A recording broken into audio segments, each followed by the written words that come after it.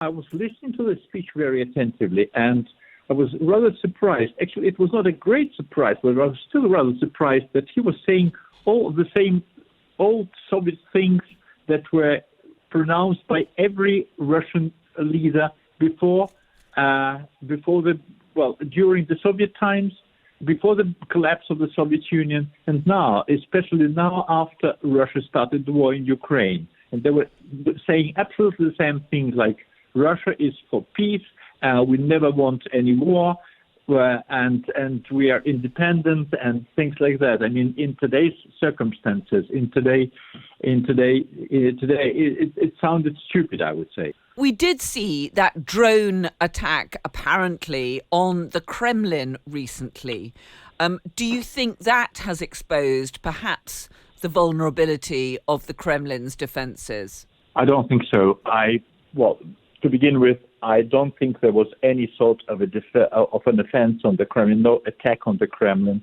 Most probably, that was organized by the Kremlin itself to show the Russian people that they are in danger and they should be united around the current government and, of course, the national leader, who is Mr. Putin. And nothing. That was definitely. It looks like a fake attack, and there were cameras installed, and somebody was filming all that. There were people on the roof of the Kremlin palace before any fire appeared, and all that sort of things. It doesn't look realistic to me at all.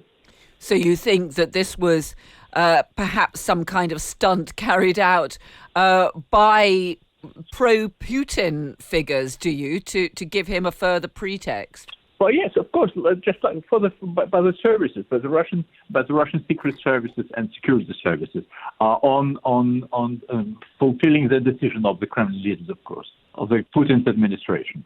What about the intervention today from the leader of the Wagner Group, Yevgeny Pregosian?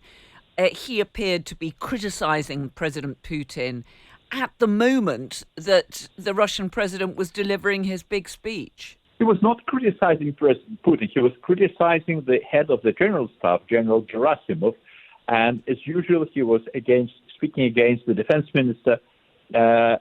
He was saying that supplies that were promised to him of arms and ammunition were not enough, and that Gerasimov crossed out most of what they required, and they are demanding, they are standing on the front line for the Russian special operation, as they call it, of the Russian war in Ukraine, in Bakhmut specifically for 8 months, and they deserve more. Or he himself, like a leader, military leader, like he wants to show himself, deserves more. And he was speaking not against Putin, he was speaking against the Russian army, the general staff, and the Ministry of Defense. Yes, Prigozhin is clearly very frustrated that his troops on the ground are not getting the supplies that they need. But do you not think that he is increasingly squaring up to President Putin, being seen almost as a rival to him? No, I don't think so. And this is quite obviously, if he says just one word against President Putin,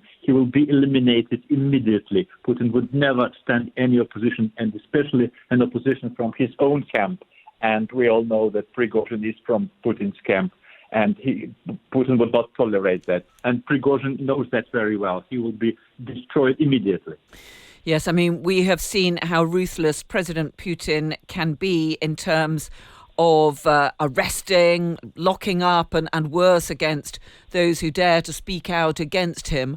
What more do you think we can read into his speech today in terms of where he goes next in the war in Ukraine?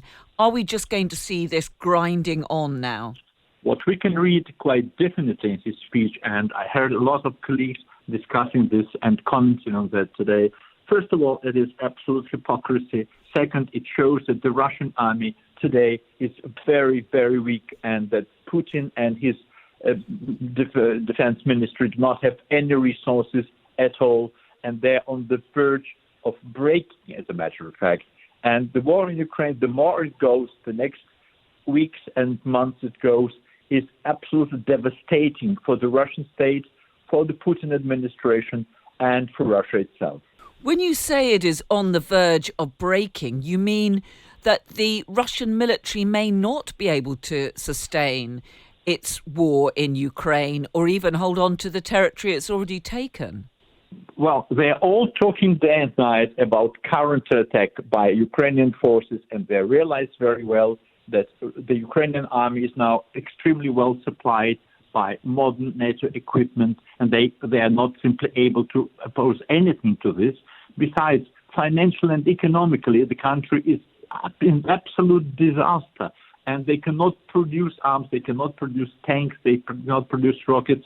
What they presented today is tank T-34 from the war, and they probably, some people say they probably will send tanks and other armaments from museums because they do not have anything at all to oppose the Ukrainian army.